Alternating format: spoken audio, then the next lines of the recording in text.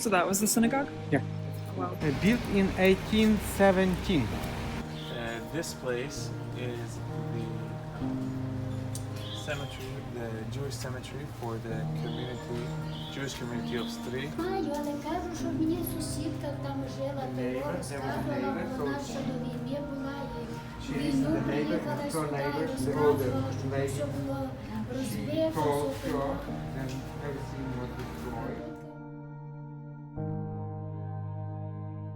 In our last video, we visited Stryi, a small town south of Lviv in Ukraine. This is where my boyfriend's grandmother and great-grandparents lived before the Holocaust. After Stryi, we headed west to an even smaller village called Podhorodce, where his great-great-grandparents lived.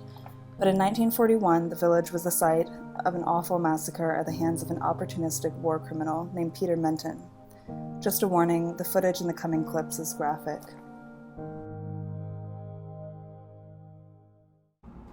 In 1976, the Soviet police agreed to open a mass grave that contained the bodies of Menten's victims. I did myself at work. 30 years later, what are your feelings, Hans, when you see this place?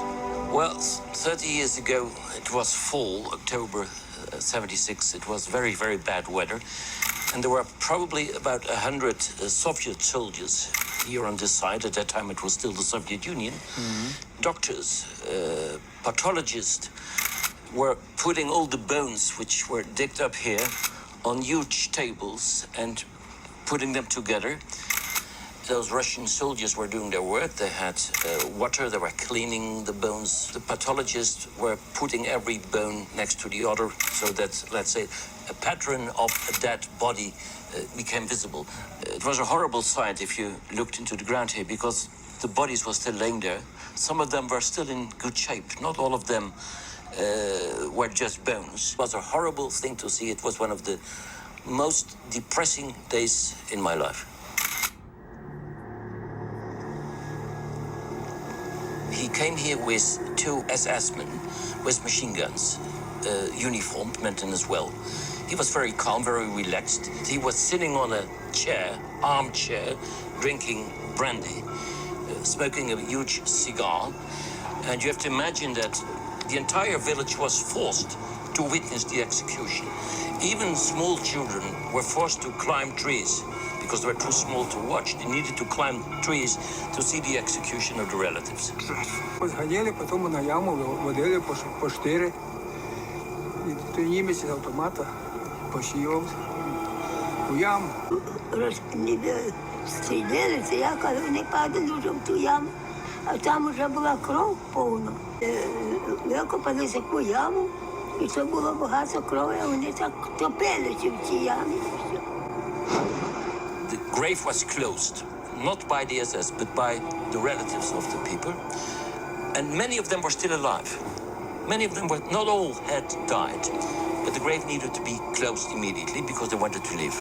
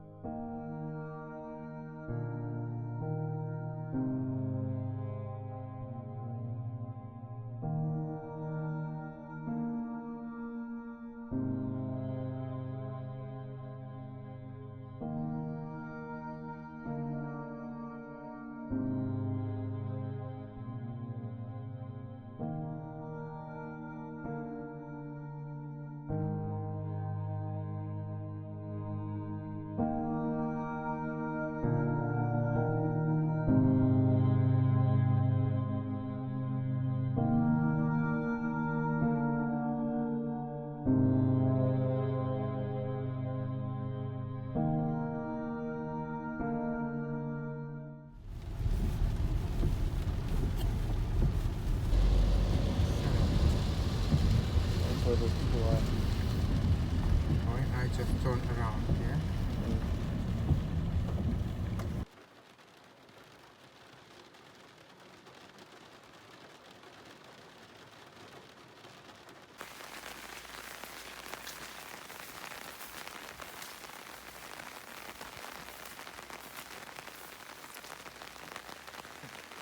There has to be a way to get there.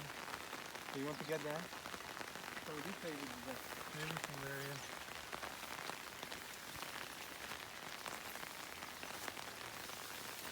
This one is the south.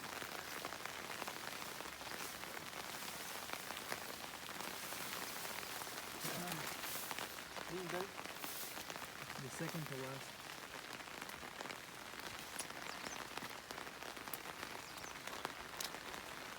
It says, I'll tell you at the moment.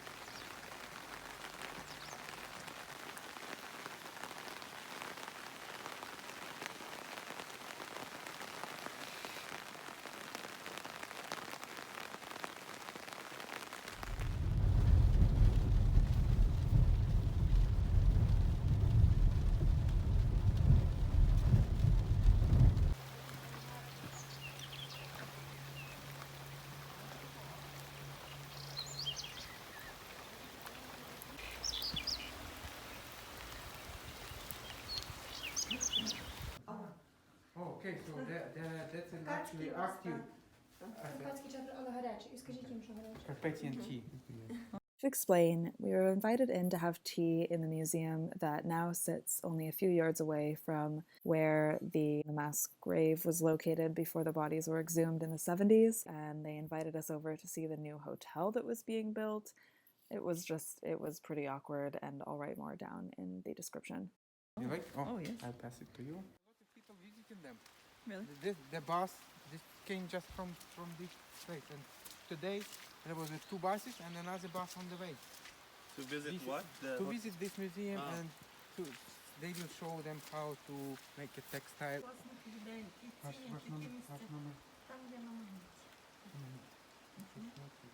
Скільки номерів будуть коштувати? Зараз коштує гривка 600 гривень зі сніданком. This is Meilech. He was killed here. Окей, це був Grandfather of my grandmother. Це прадід його мами.